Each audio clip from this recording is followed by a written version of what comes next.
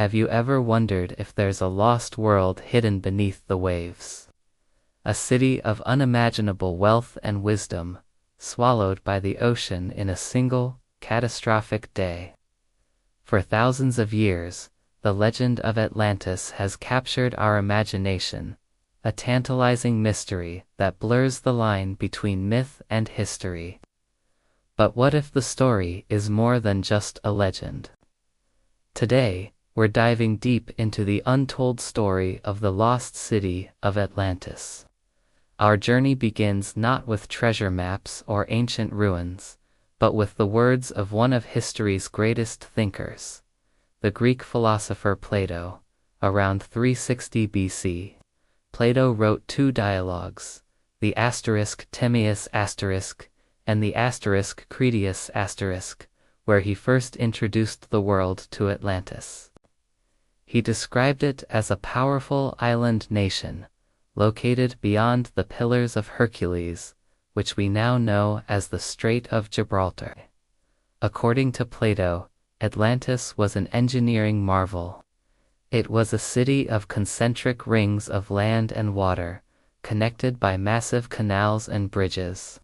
At its heart stood a magnificent temple dedicated to Poseidon, the god of the sea, adorned with gold, silver, and a mysterious metal called orichalcum, which was said to flash with a reddish light. The Atlanteans weren't just rich.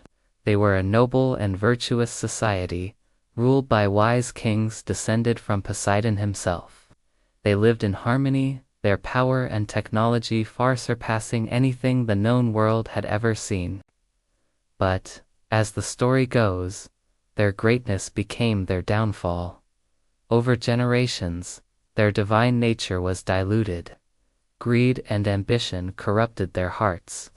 They abandoned their noble ways and sought to conquer the world, launching a massive military campaign against Athens and the rest of the Mediterranean. It was a classic tale of hubris, of pride before the fall. The Athenians, despite being outnumbered, heroically defended their freedom and defeated the mighty Atlantean army. And then, the end came swiftly and without warning. Plato wrote that in a single day and night of misfortune, violent earthquakes and floods struck the island. The earth opened up, and the great city of Atlantis, with all its people and its glory, was swallowed by the sea, vanishing forever. Plato used this story as a cautionary tale, a powerful allegory about the dangers of corruption and the ideal state versus a fallen one. But here's the million-dollar question: was it just a story? For centuries, most people believed Atlantis was pure fiction, a philosophical tool created by Plato. But in the late 19th century, a writer and politician named Ignatius Donnelly changed everything. In his book Atlantis, the Antediluvian World he argued that Plato's account was literal history. He claimed Atlantis was a real, highly advanced civilization and the origin of all other ancient cultures. From the Egyptians to the Maya, his book was a massive bestseller and ignited the modern obsession with finding the lost city. Suddenly, everyone was a treasure hunter. Theories exploded. Was Atlantis in the Atlantic Ocean, as the name suggests? Or could it be somewhere else entirely? The search has taken us all over the globe. Some point to the island of Santorini in the Aegean Sea. Around 1600 BC, a colossal volcanic eruption, one of the largest in human history, devastated the Minoan civilization there. The eruption caused a massive tsunami and buried the city of Akrotiri in ash, preserving it much like Pompeii. The circular shape of the island after the caldera collapsed even mirrors Plato's description of Atlantis. Could this cataclysm have been the real event that inspired Plato's story, passed down through generations? It's a compelling theory. Others look to the coast of Spain, near the Donana National Park. Researchers using satellite imagery have identified strange rectangular formations submerged in the mudflats that look suspiciously like man-made structures. They believe this could be the site of Tartessos, a wealthy ancient city that mysteriously disappeared around the same time Plato wrote about Atlantis. Could Tartessos have been the real Atlantis, lost to a tsunami? The theories don't stop there. People have proposed locations from the Caribbean, near the Bahamas and the mysterious Bimini Road Formation, to Antarctica, frozen under miles of ice. Even Ireland and the North Sea have been suggested as potential candidates.